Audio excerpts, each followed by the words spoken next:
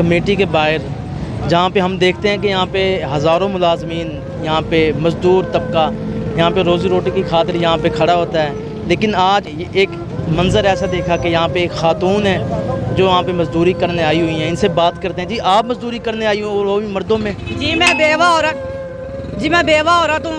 आज तक 1 रुपए की इमदाद नहीं मिली।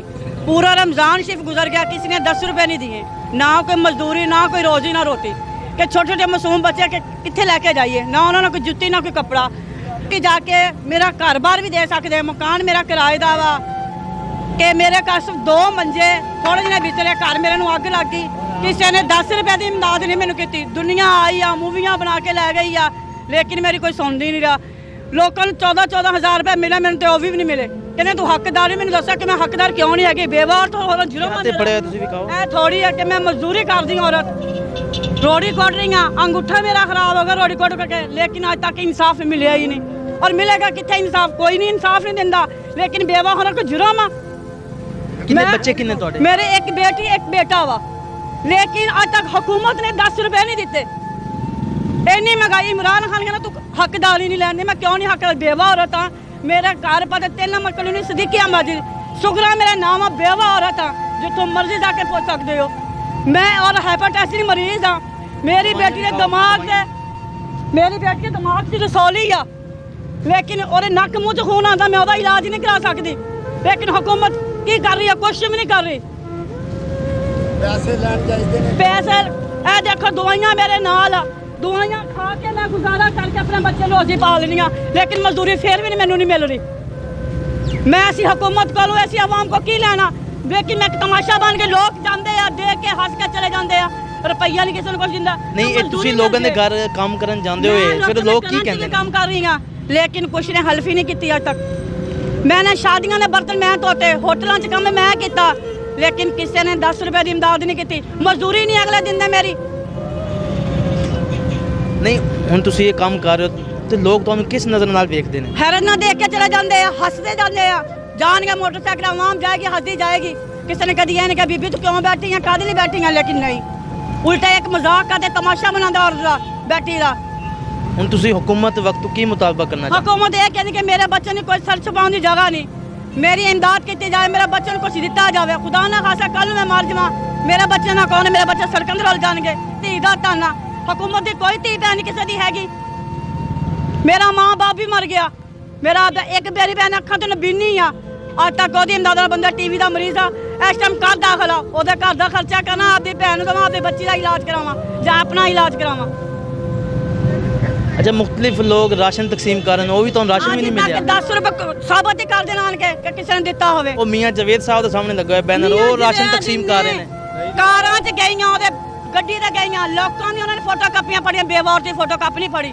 अगो सिक्योरिटी गार्ड कहते बीबी आज कल रोजे रख के, लेकिन उन्होंने फोटो कापी पढ़ी नहीं। मैं मियां मजीद नूं कहंदे मैं अपने रब को मंगदी हां, वो देगा मैनू, लोग नहीं दिंदे और उल्टा मजाक करदे किसी दी गुरबत दा। हम खाने वाल के मुखय्यर हज़रात से मुतालबा करते हैं कि इनकी इमदाद की जाए। मियां जावेद साहब बहुत अच्छा काम करें खाने वाल के लिए, तो उनसे ही मुतालबा करते हैं। जी, एक और ख़ातून हमारे साथ मौजूद है, इनसे ही बात करते हैं। जी, आपको क्या मसाइल हैं इस दौर में महंगाई की वजह से? हाँ जी, बेवा हाँ, यतीम बच्चे हैं गए, उन्होंने एहसास करो कोई। तुसी की काम करते हो? बस बच्चे हैं गए, तेन दसिया है भी एक बच्चा है भी वो जरिए मोटे अकल का, 3 कुड़ियाँ हैं वो ब्याही हुई हैं, बंदा फौत हो गया, करने वाला है कोई ना, कोई गरीबों की इमदाद कर देना।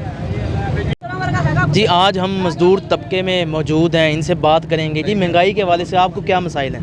महंगाई तो माशाल्लाह बहुत हो गई है, लेकिन ये गवर्नमेंट को सोचना चाहिए कि मज़दूर हजरात यहाँ खड़े हैं, इनके लिए कुछ करें।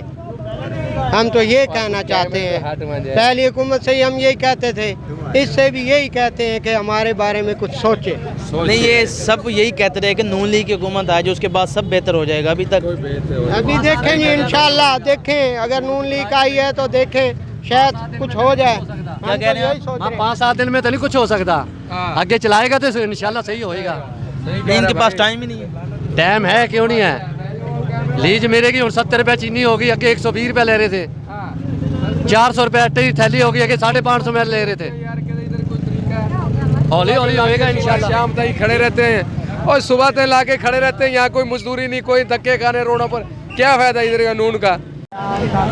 जी भाईजान यहाँ पे जितने भी मजदूर लोग हैं सारे बेरोजगारी की वजह से यहाँ पे सारे तंग हुए पड़े हैं। जो लोग हैं यहाँ पे MNA MP हैं, ये सब लोग हैं ना अपने अपने पेट पे हाथ मार रहे हैं। कोई गरीब का कोई आवाम का नहीं सोच रहे। सही है, अपना हाथ वोट ले लेते हैं, उसके बाद कोई किसी के बारे में सोच नहीं रहा, कोई गरीब के बारे में सोच नहीं रहा, कोई मजदूर के बारे में नहीं सोच रहा, कोई आवाम के बारे में, गरीब के लिए कोई सोचे बंदा।